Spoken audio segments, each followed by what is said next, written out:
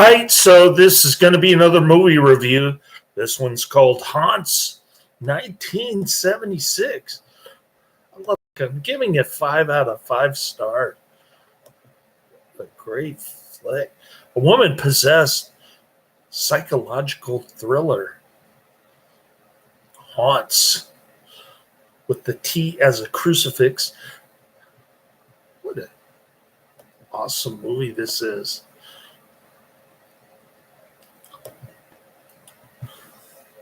I'm glad I found this on Cult Cinema Classics YouTube channel. I don't know if it's in my Psychotronic video guide, but it would have taken me forever to add it to my movies list. If it hadn't been for Cult Cinema Classics YouTube channel, I wouldn't have added it to my list so high. Haunts is a 1976 U.S. psychological horror film.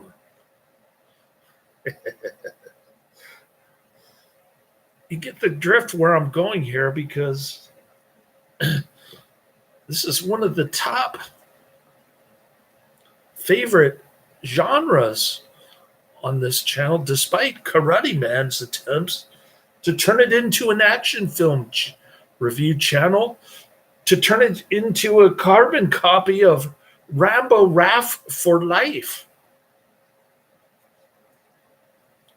It's directed by Herb Fried and starring Mae Britt, who apparently was Jewish satanic Sammy Davis Jr.'s wife. Cameron Mitchell, who plays Mae Britt's incestuous uncle, and Aldo Ray, who's been in a ton of movies, but I don't remember seeing him in any. I guess he was in Black Samurai. I don't think I've reviewed Black Samurai.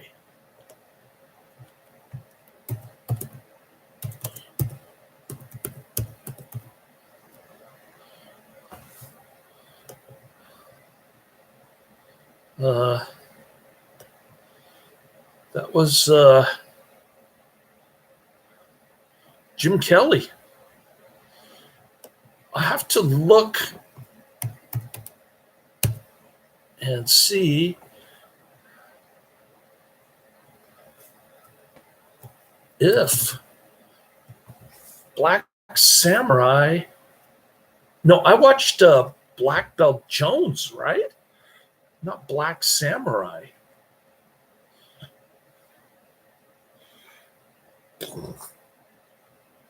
Black Belt Jones.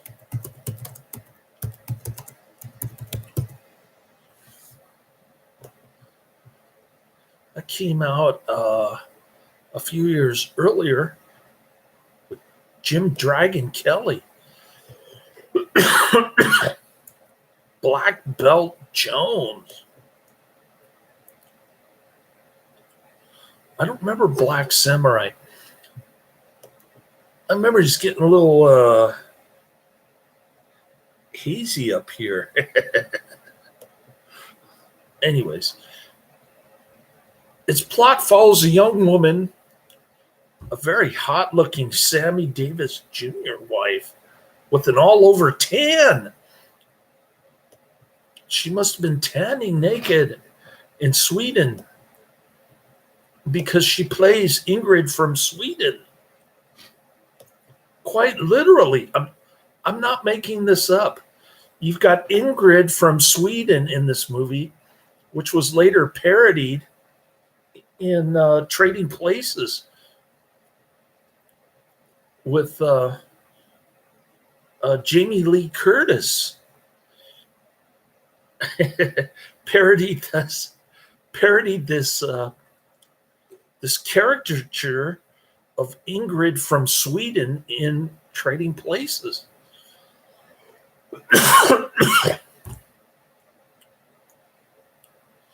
So I'm going to settle this once and for all if I've seen Black Samurai or Black Belt Jones. But in the meantime, Its plot follows a young woman living on a farm with her uncle, played by Cameron Mitchell, whom she suspects of committing several murders of young girls in the area. The screenplay was written by Freed and his wife, Anne Maurice, and it was inspired by a series of repressed memories Freed experienced after his wife witnessed a car accident.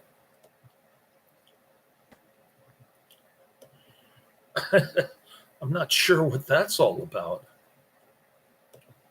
Come on, channel dashboard. What's wrong with you? Oh, here we go.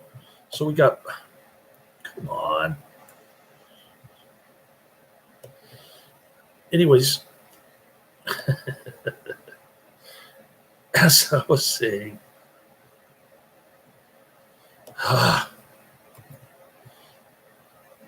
you've got to be kidding me.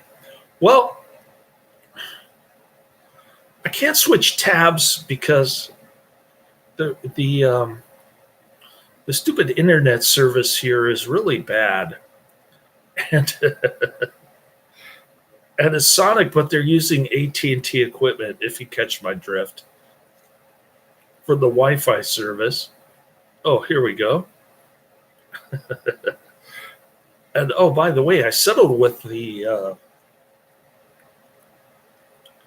owners of this house. Finally, I settled for $375,000. So my economic woes are over. I can pay off both my credit cards, prepay a bunch of bills, including, but not limited to, my son's policy, life insurance policy up to 120. He's not real happy about that. He wants me to pay for his auto insurance, and he doesn't even have a driver's license. All right. So here we go. Black. Come on. Black. I've got Black Sheep, Creature from the Black Lagoon, The Black Raven, Black Dragons, Black Mama, White Mama.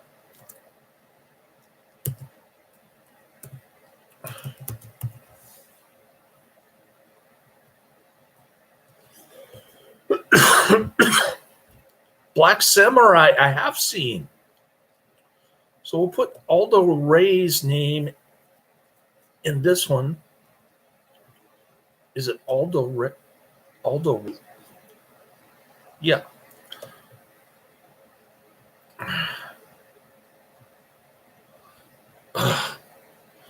We'll put Aldo Ray's name in this one and in Black Samurai.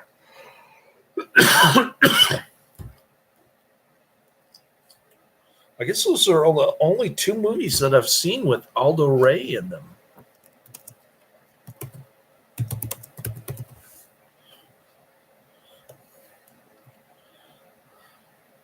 This one and Black Samurai.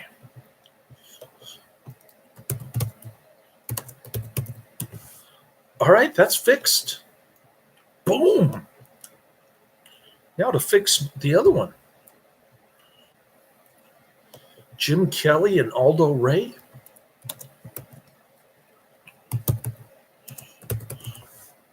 Black Samurai from 1977.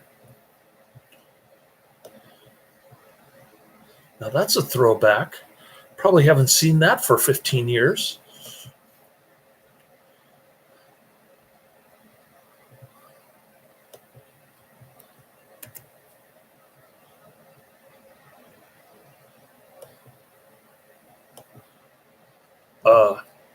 We want to do Aldo Ray.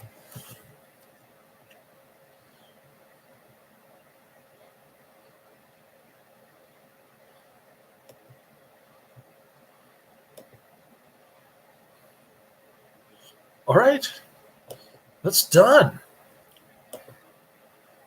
It's possible I may have seen both Black Belt Jones and Black Samurai. Anyways, Ingrid is a young Swedish woman residing with her U.S. Uncle Carl at his farm in rural Northern California. One night, a local young girl is murdered with a pair of scissors by an unknown assailant. Her killing baffles the town locals, including Aldo Ray, the sheriff, who likes taking sips out of his whiskey flask while sitting in the car waiting for somebody to poke their head in his window. Meanwhile, Bill Spry, a new addition to the church choir, in which Ingrid sings, takes an interest in Ingrid, but she is evasive. En route home one night, Ingrid is attacked by a masked figure, but she manages to escape. The attack triggers memories of Ingrid's sexual molestation by her father and the subsequent suicide of her mother. Later that evening, a local woman, Nell, is attacked, and Nell is murdered in her car following an angry interaction with Bill at the tavern. The following morning, Ingrid finds Nell's mutilated body on the farm. She has been stabbed with a pair of scissors. After police remove the body and interview Ingrid is left alone at the farmhouse. While she takes a shower, a town butcher, Frankie, breaks in and Frankie attacks her before raping her. And this rape scene is all off camera. You really need Adrian's VHS pause button to see any nudity in this one, because the camera moves so fast and it's not pointing to any particular sex organ. It's just like showing Ingrid's naked back, full tan kind of thing. Carl returns home in the middle of the assault, but Carl is unaware it is happening. Frankie threatens Ingrid before leaving the house. The next evening, Ingrid prays at the local church, but Ingrid is interrupted when Frankie arrives to confess his transgression to the vicar, who's not wearing a collar, by the way.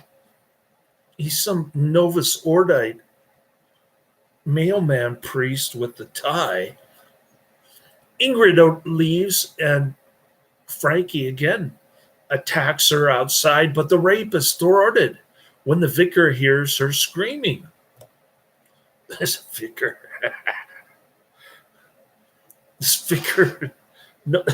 has the theology of a mailman. All right. This is distributed by Intercontinental Releasing Corporation. Release dates August 27th, 1976 in Indianapolis, and December 22nd, 1976 at Hill Air Force Base. Running time 97 minutes. Perfect running time. Country, United States, and language, English. Ingrid is hospitalized. Ingrid is visited by Sheriff Patterson. Outside her room, the vicar informs Sheriff Patterson that his daughter, Loretta, is carrying Frankie's child. We thought the vicar was going to violate his oath of confidentiality by revealing that Frankie raped Ingrid, but not so.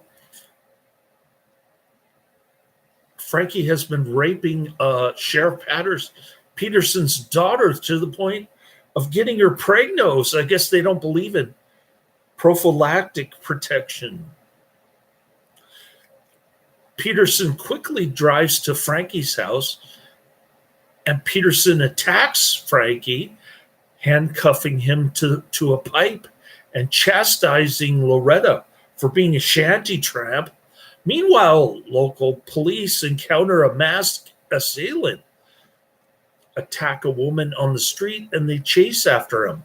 Just before he is about to arrest Frankie for the killings, Peterson receives a phone call on Frankie's landline from deputies notifying him they have cornered the killer at the sawmill. The assailant is shot dead and, when unmasked, revealed as Bill.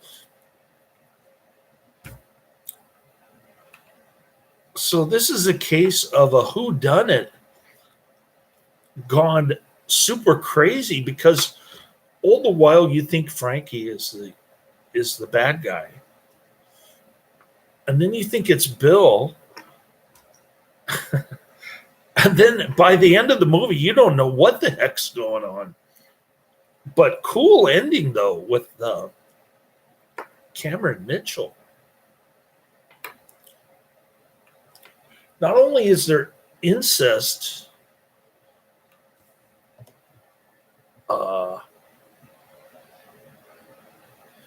between daughter and father, but there's also another incest angle. I guess the family that plays together stays together in this one. That night, Ingrid sees news footage notifying residents that Bill was the killer. Shortly after, Frankie arrives at the house, binding and gagging Carl. Ingrid attacks Frankie with a fire poke before stabbing him to death. Carl dissuades her from contacting the police. Carl buries Frankie, but Ingrid flees to the police station anyway to explain what happened. The next morning, Peterson and the deputies search the property. Carl has fled, and only Ingrid is there.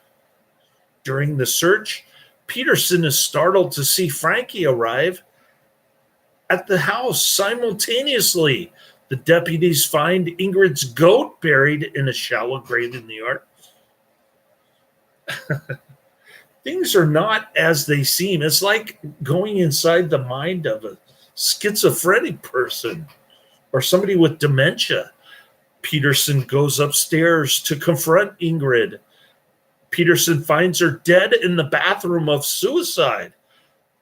She drowned herself in the bathroom, in the bathtub. And again, we don't see any nudity. But there is one scene where the sheriff breaks into Frankie humping on his pregnant shanty tramp girlfriend, the sheriff's daughter. And the sheriff just breaks down the door, and while they're humping each other, and he starts going berserk. Aldo Ray is great in this, by the way. And at that point, the daughter is like running for the closet, buck naked, and everything happens so fast that you can't see any nudity unless you hit that coveted pause button that Adrian keeps talking about over the years. At Ingrid's funeral, Carl, who appears older, now Carl has his hair dyed gray. And there's something about Frankie having a scar on his head, because that was where Ingrid hit him over the head with a rock, but he's not really a rapist. He's not really a rapist, this Frankie dude, because the sheriff said that there was no evidence that he ever touched Ingrid. At Ingrid's funeral, Carl, who appears older, his hair is dyed gray, meets Peterson, and the two depart together. Peterson explains to Carl that Ingrid's alleged attacks from Frankie were hallucinations, and that the physical evidence collected after them showed no evidence of Frankie being at the scene. Additionally, her autopsy confirmed she was a virgin, so she never got penetrated. by Frankie, which might well be true because she hit him over the head with a rock and she stabbed him in the back with the knife. Carl explains that he has not visited her in a long time, suggesting that their encounters were also imaginary. He then returns to the farmhouse and he enters the bathroom.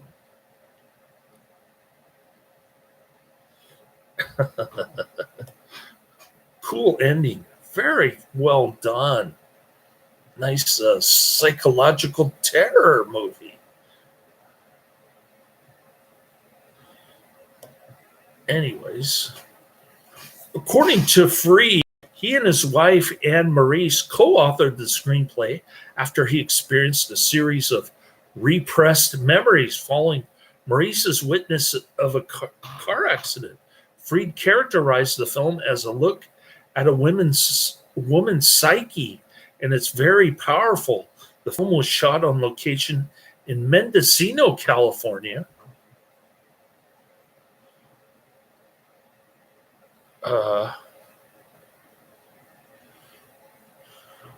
Actor Cameron, I guess that's a tourist site, or maybe it's pot country. I don't know where Mendocino is. It's way up in the boonies, probably close to Trinity County. Actor Cameron Mitchell recalled the film as very strange, and he was unsure of director Freed's vision. Mitchell also stated that in the original cut of the film, his character embraced Ingrid, which was excised in post-production. The film's working title was The Veil. So you've got the incest. You've got 3 incest triangles going in this one, and you don't know what's real or what's in Ingrid's imagination. Haunts opened theatrically in the United States on August 27th, 1976, screening in Indianapolis and Indiana. Director Freed returned to the city again for an October 1st, 1976 screening of the film. According to Freed, during a limited engagement screening in Fort Bragg, California, the film outgrossed The Exorcist, 1973, and The Shootist, 1976. It subsequently screened at the Hill Air Force Base near Ogden, Utah on December 22nd, 1976. Leonard Maltin wrote a favorable review of the film, noting, "You have to stay with it to appreciate this offbeat horror pick fully, but it's well worth the effort." Agreed. I thought it was pretty crazy. However, Roger Ebert selected this film as his dog of the week. We do not like Roger Ebert on this channel. On a 1981 episode of his show, Sneak Previews, calling it confusing with an incomprehensible plot. That's what we love on this channel. There is no plot in this. What are you talking about, Roger Ebert? TV Guide also deemed it a laughable low-budget effort, which is great. We love that too. Awarding it 1 out of 5 stars. The Terror Trap rated the film 3 out of 5 stars, calling it a difficult but rewarding slasher come psychological character study, and they praised the film's score, Britt's performance, conclusion, and editing. All very good, all excellent, all highly recommended.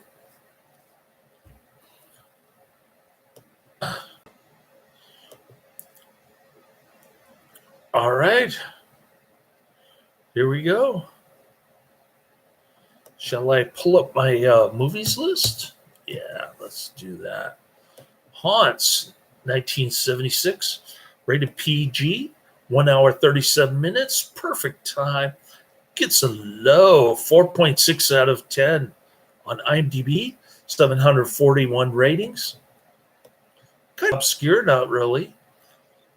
Mae Britt plays a seemingly innocent farm girl, convinced that her slovenly uncle Cameron Mitchell is the man responsible for the bloody scissor murders of several local girls. I don't know where they get this storyline here, because that was not the impression that I got, that Cameron Mitchell is responsible for the scissor murders.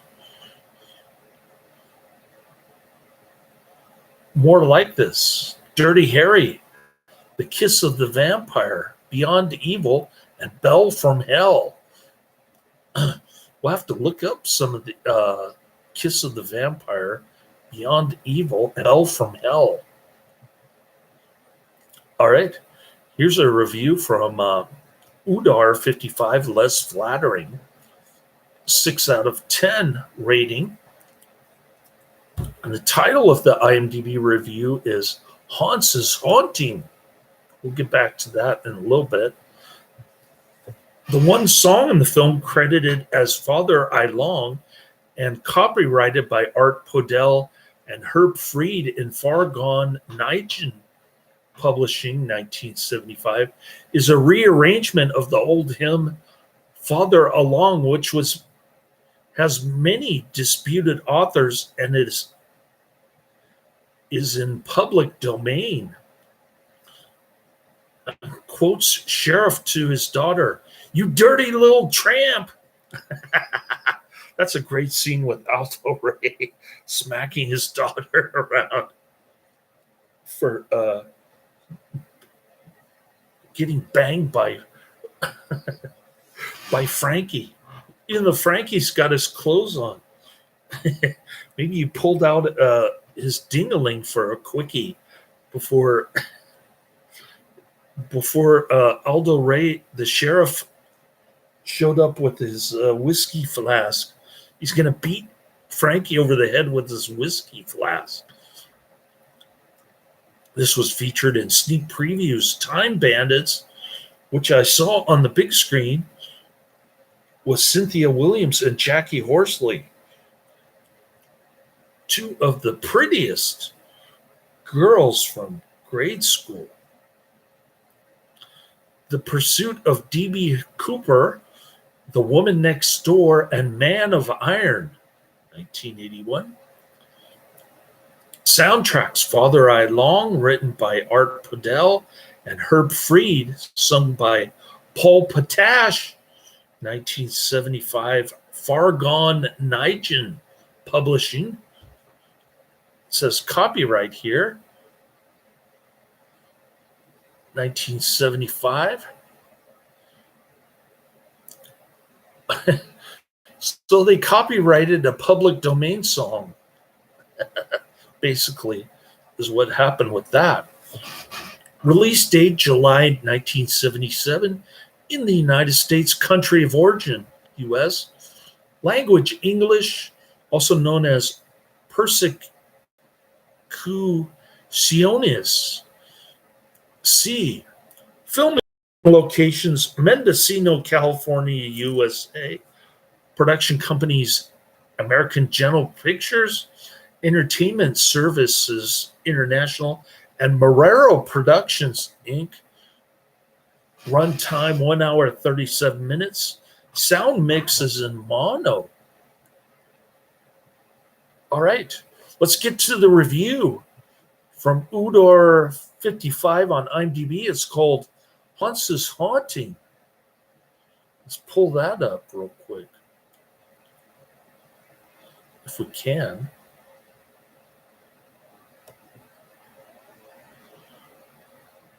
Here we go. Ingrid Mae Britt, a long way from Sweden, lives on a small farm with her uncle, Cameron Mitchell, in a small coastal California town. I thought it was a tourist place. Mendocino, California. The town gets turned upside down when a small child is murdered, and then a series of rapes takes take place off camera, of course. Ingrid suspects it is the work of a local butcher, Frankie, played by William Gray Espy, and Ingrid tells the sheriff Aldo Ray her suspicions. Naturally, she soon becomes the attacker's latest prey. Chances are you will figure out this psychological horror flick before the film's revelation, but that doesn't deter from this interesting film by Herb Fried, who did Graduation Day, another movie that I've got to look up.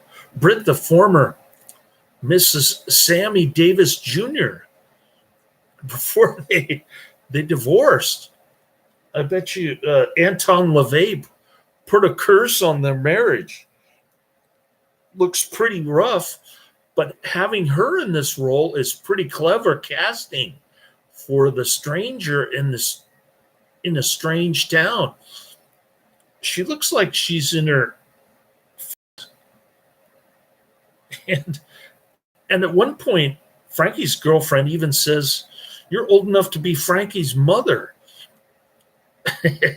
She's trying to insult her and get her to go away. The film benefits from the small town location shooting, reminding me a bit of The Town That Dreaded Sundown, 1976. Perhaps the best element of the film is a wonderful score by Pino Donaggio. It really adds to the film's final haunting shot. It should be noted the end credits have a 1975 copyright date for both the film and the score. And there you have it. Haunts for your viewing pleasure. I bet you Jeff Jaffe would like this one. I bet you. Is Jeff Jaffe still around? Hello? Calling for Jeff Jaffe. Is Jeff Jaffe in the building? All right. So we did Haunts. We did, what else? Oh, we did Oklahoma. And now I'm going to watch All That Remains, the story of Takashi Nagai, 2006. That's number 1 on my list. Number 2 is Sudden Impact. And number 3 is Sudden Impact is 1983, by the way. Number 3 is Sudden Death, 1995. Those are the next 3 on my list. I'm going to be done with the Karate Man stuff in a couple weeks. And then I can get back to the 1930s movies. 1960s, that kind of the 1940s. We'll mix it up a bit. We'll put some Catholic movies on there from form.org. We'll mix it up. This is no longer the Karate Man channel. We got Haunts underneath. We got Haunts done. Another movie review for the books. The most prolific movie reviewer on YouTube. You're watching history unfold. And thanks for sticking around. Don't forget to hit the notification bell and the subscription button. Laters.